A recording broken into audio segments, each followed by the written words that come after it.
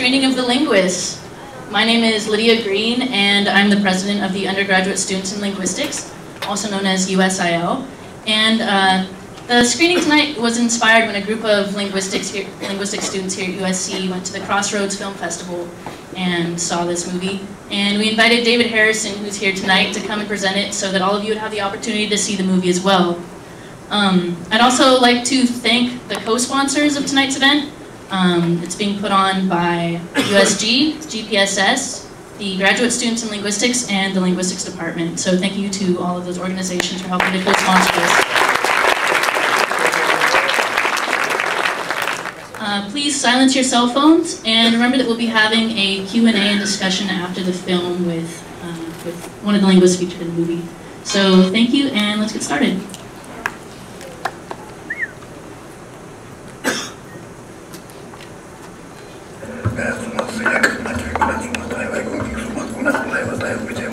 I think we're very fortunate to have David Harrison here with us tonight, and I feel very fortunate to have the honor of introducing him.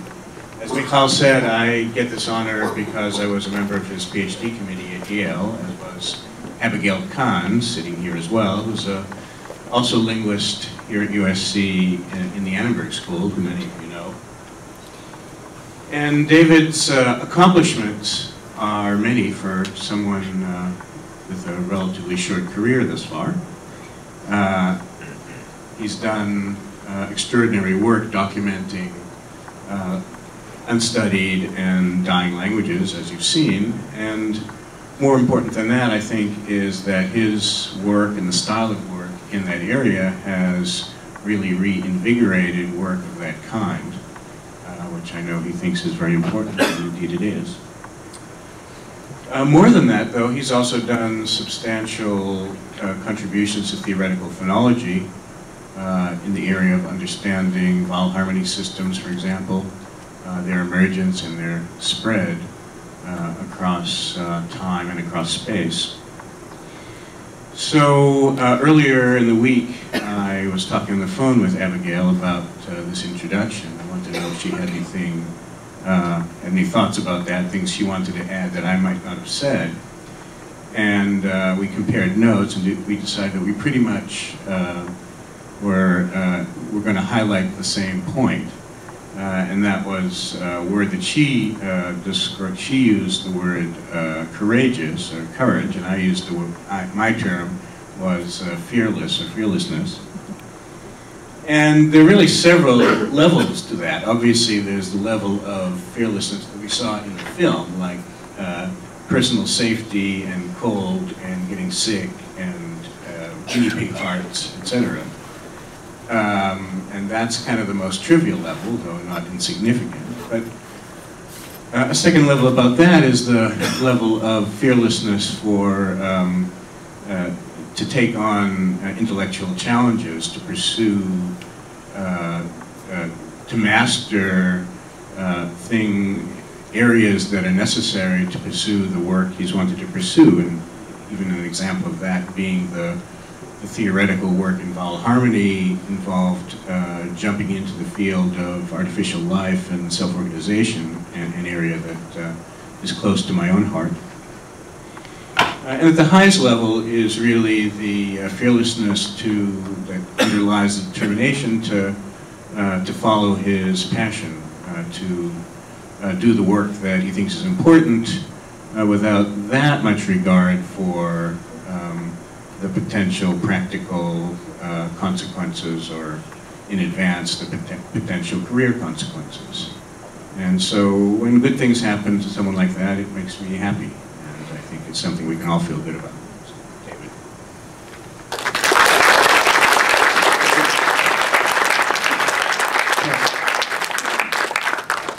Wow, thank you, Louis. I don't know how to follow that introduction. It's a real honor to be here. There are many linguists here that I admire and that I consider my friends and colleagues, and I want to particularly thank Louis Goldstein, who taught me how to do phonetic transcription, a skill which I displayed in the movie, and Abigail Khan, who taught me to make sense of what I had transcribed. So I really am very honored to be here. Thanks for watching the film. I'll just give you a little bit of background on the film and then I'll open it up to questions. This film premiered last year at the Sundance Film Festival, and it has not been released yet. It will air on February 26th, which has been designated by UNESCO as World Mother Tongue Day, International Mother Tongue Day. It'll air on PBS as a primetime special, so check your local listings if you want to see it on PBS. But the PBS version is slightly abridged, so what you've seen tonight is the director's cut. It's the full version. And it's also a sneak preview. We have previewed this film in 3 of the 4 language communities that are portrayed here. The Chemehuevi have seen it, the Sora people have seen this film, and the Chulim community, even the 90-year-old deaf lady, has seen this film and enjoyed seeing herself on film. And there was a positive reception in all of those communities. I think generally there was a sense in those communities that they're very marginalized, oppressed, forgotten, and that this was an opportunity for the outside world to know something about them, their point of view, what they had to say for themselves, and why the knowledge they possess is valuable to them and should be valuable to all of us. So it's been a really gratifying experience having a part in making this film, and please tell your friends about it when it airs on PBS. Find our page on Facebook, The Linguists on Facebook. I invite you to join that. And I'll be happy to open it up for questions now.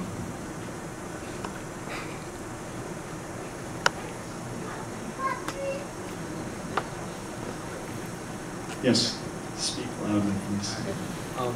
I just want to say it was really cool how you went to all the different countries.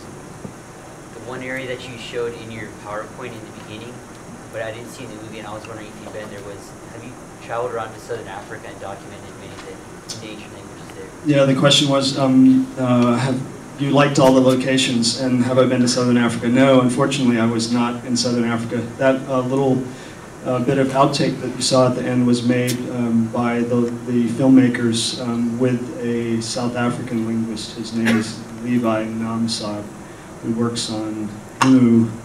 And when the movie comes out on DVD, there's an additional half hour of really cool outtakes, including some footage from South Africa and Taiwan and a couple other locations.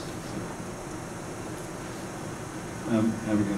Will you do a book version of this with photos and coffee table books?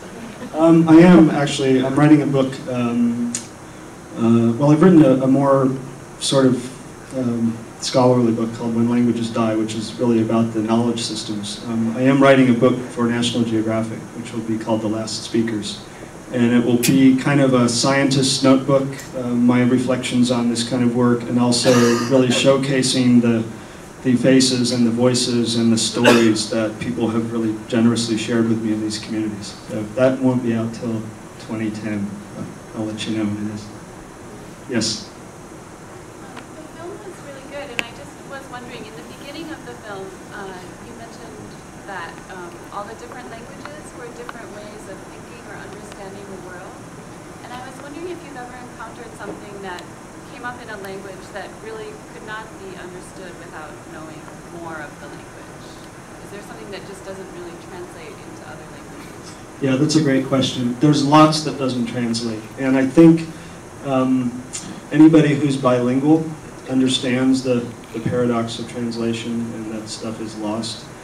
And it has to do with the way knowledge is structured in languages, what I've called information packaging, the way that information and knowledge is arranged, not just linearly, but into hierarchies, into conceptual framework. I've investigated a number of such frameworks in my work in Siberia, looking at classification systems for reindeer, for example.